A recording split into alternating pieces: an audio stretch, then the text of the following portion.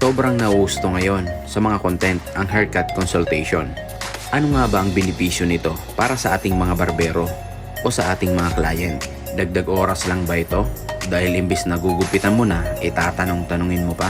Pang maarting client lang ba ito? O dagdag anik-anik lang ng mga barbero? Para sa akin ay maganda ang setup na ito bago nating gupitan si client. Dahil sa haircut consultation, dito natin makikita at malalaman kung ano talaga ang gustong ipagupit ni client. At dito rin natin sasabihin ang ating mga haircut suggestions base sa hugis ng kanyang mukha at hugis ng kanyang ulo. Dahil din dito ay maiiwasan natin ang magkamali sa kung ano ang gusto niyang gupit.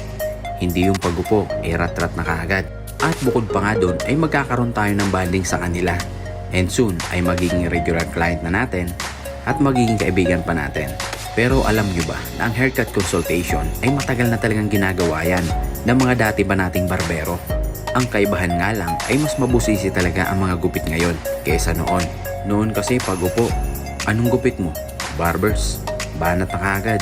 Anong gupit mo? Semi-kalbo, banat na kaagad.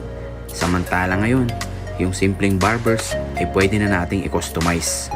Yung simpleng semi-kalbo, pwede na rin nating i-customize. Kaya dito pumapasok ang kahalagahan ng haircut consultation. Kaya't sa pag-usbong pa ng barbering dito sa Pilipinas, nakakatuwa lang na nakakasabay tayo. Yung tipong nakikita nilang gupit sa Google ay kayang-kaya na rin ito nating gayahin. Ano't ano pa man ay isa lang ang ibig ipahatid ng video na to, na napaka-importante talaga ang komunikasyon ng barbero at ng kliyente. Mabuhay tayong mga barbero.